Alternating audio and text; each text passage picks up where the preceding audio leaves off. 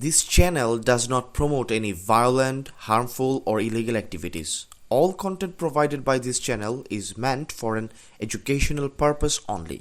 চট্টগ্রাম ১১ সংসদীয় আসনটি চট্টগ্রাম সিটি কর্পোরেশনের ২৭ নম্বর দক্ষিণ আগ্রাবাদ, ২৮ নম্বর পাঠানটুলি, ২৯ নম্বর পশ্চিম মাদারবাড়ি, ৩০ নম্বর পূর্ব মাদারবাড়ি, ৩৬ নম্বর গোসাইলডাঙ্গা, ৩৭ নম্বর উত্তর মধ্য হালিশহর, ৩৮ নম্বর দক্ষিণ মধ্য হালিশহর, ৩৯ নম্বর দক্ষিণ হালিশহর, ৪০ নম্বর উত্তর পতেঙ্গা ও ৪১ নম্বর দক্ষিণ পতেঙ্গা ওয়ার্ড নিয়ে গঠিত।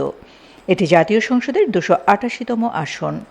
এখানে রয়েছে দেশের প্রধান সমুদ্র বন্দর, দুটি বৃহৎ রপ্তানি প্রক্রিয়াকরণ অঞ্চল, বিমানবন্দর, নৌ ও বিমান ঘাঁটি, দেশের একমাত্র তেল শোধনাগার, পদ্মা, মেঘনা, যমুনা অয়েল কোম্পানি সহ জাতীয় বেশ কিছু গুরুত্বপূর্ণ স্থাপনা।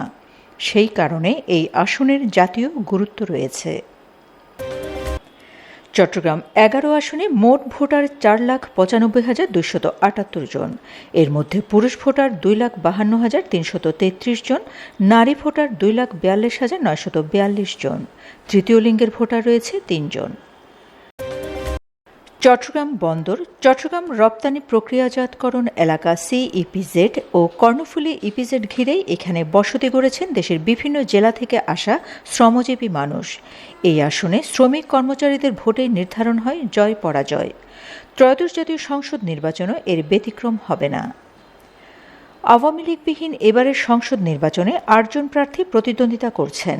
এরা হচ্ছেন ধানের শীষ প্রতীকে বিএনপির আমির খসরু মাহমুদ চৌধুরী, দাঁড়িপাল্লা প্রতীকে জামায়াতে ইসলামের মোহাম্মদ শফিউল আলম, লাঙ্গল প্রতীকে জাতীয় পার্টির আবু তাহের, কাঁচি প্রতীকে মার্ক্সবাদী বাংলাদেশ সমাজতান্ত্রিক দলের দীপা মজুমদার, উদীয়মান সূর্য প্রতীকে গণফোরামের উজ্জ্বল ভৌমিক, চেয়ার প্রতীকে ইসলামিক ফ্রন্ট বাংলাদেশের মোহাম্মদ আবু তাহের, মই প্রতীকে বাংলাদেশ সমাজতান্ত্রিক দল বাসদের মোহাম্মদ নিজামুল হক আল কাদেরি ও আপেল প্রতীকে ইনসানিয়াত বিপ্লব বাংলাদেশের মোহাম্মদ আজিজ মিয়া।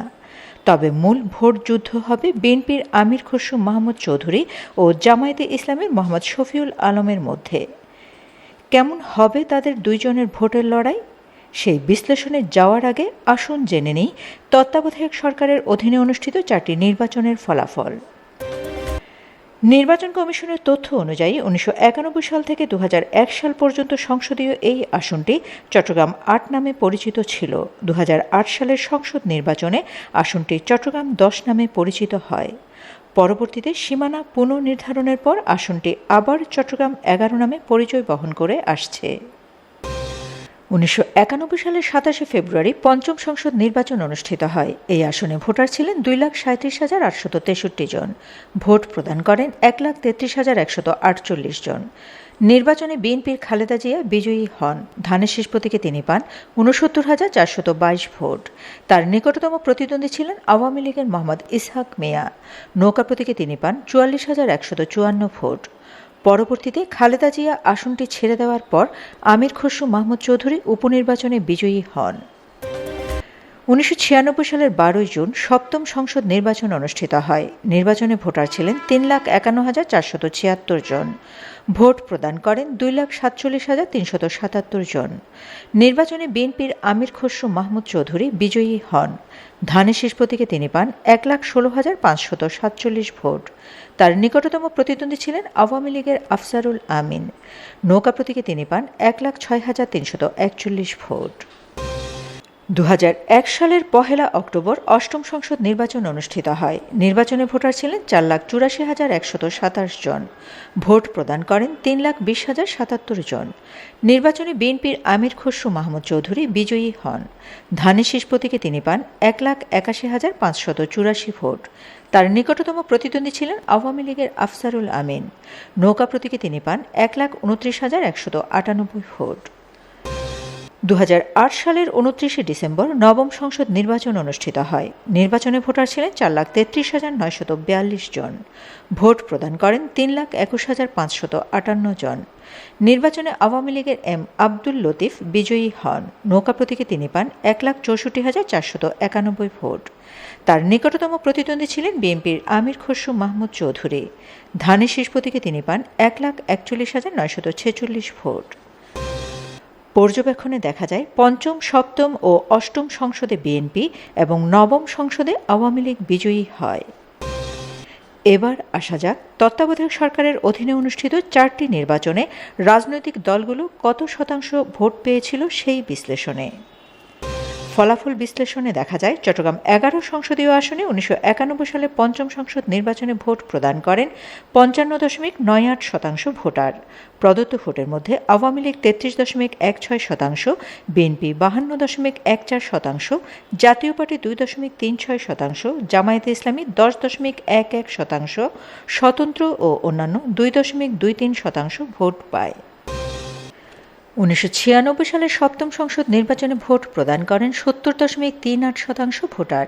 প্রদত্ত ভোটের মধ্যে আওয়ামী লীগ 42.99%, বিএনপি 47.11%, জামায়াতে ইসলামী 8.01%, স্বতন্ত্র ও অন্যান্য 1.89% ভোট পায়।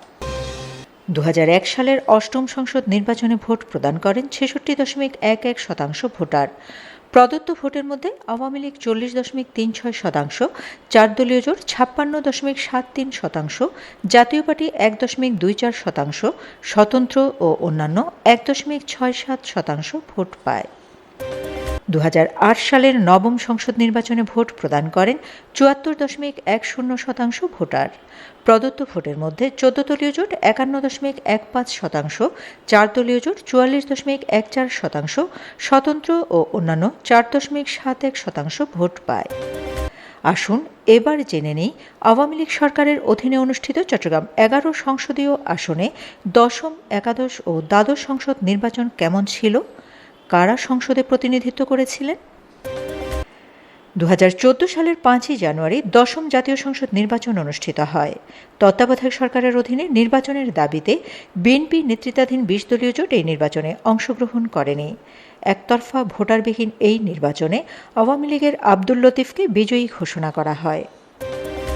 2018 সালের 30 ডিসেম্বর একাদশ সংসদ নির্বাচন অনুষ্ঠিত হয়। নির্বাচনে ভোটার ছিলেন 5,07,409 জন। নির্বাচনে প্রার্থী ছিলেন 7 জন। নৌকা প্রতীকে আওয়ামী লীগের আব্দুল লতিফ, ধানের শীষ প্রতীকে বিএনপির আমির খসরু মাহমুদ চৌধুরী, হাতপাখা প্রতীকে ইসলামী আন্দোলন বাংলাদেশের লোকমান সওদাগর, মোমবাতি প্রতীকে ইসলামী ফ্রন্টের এম এ মতিন, চেয়ার প্রতীকে ইসলামিক ফ্রন্ট বাংলাদেশের আবুল বাশার মোহাম্মদ জয়নুল আবেদিন, কোদাল প্রতীকে বাংলাদেশ বিপ্লবী ওয়ার্কার্স পার্টির অপু দাস গুপ্ত এবং বটগাছ প্রতীকে খেলাফত আন্দোলনের মৌলভী রশিদুল হক প্রতিদ্বন্দ্বিতা করেন। কিন্তু ভোটের আগের দিন রাতে প্রশাসনের যোগসাজশে আওয়ামী লীগ প্রার্থীর লোকজন নৌকা প্রতীকে সিল মেরে ব্যালট বাক্স ভর্তি করে রাখে। কারচুপির অভিযোগে বিএনপি নেতৃত্বাধীন জাতীয় ঐক্যফ্রন্ট নির্বাচন বর্জন ও ফলাফল প্রত্যাখ্যান করে। নির্বাচনে আওয়ামী লীগের আব্দুল লতিফকে বিজয়ী ঘোষণা করা হয়। 2024 সালের 7 জানুয়ারি দ্বাদশ জাতীয় সংসদ নির্বাচন অনুষ্ঠিত হয়। তত্ত্বাবধায়ক সরকারের অধীনে নির্বাচনের দাবিতে বিএনপি, জামায়াতে ইসলামী, বাংলাদেশ কমিউনিস্ট পার্টিসহ বেশিরভাগ দল এই নির্বাচন বর্জন করে। আমিরামি খ্যাত এই নির্বাচনে আওয়ামী লীগের আব্দুল লতিফকে বিজয়ী ঘোষণা করা হয়। তথ্য উপাত্ত বিশ্লেষণে দেখা যায় এই আসনটি বিএনপির ঘাঁটি। দলটির সাংগঠনিক ভিত্তি বেশ মজবুত। তাছাড়া শ্রমিক শ্রেণী ও স্থানীয় বাসিন্দাদের বড় একটি অংশ বিএনপির ভোটার, যার ফলে 1991 সাল থেকে 2006 সাল পর্যন্ত টানা রাজত্ব করেছে বিএনপি।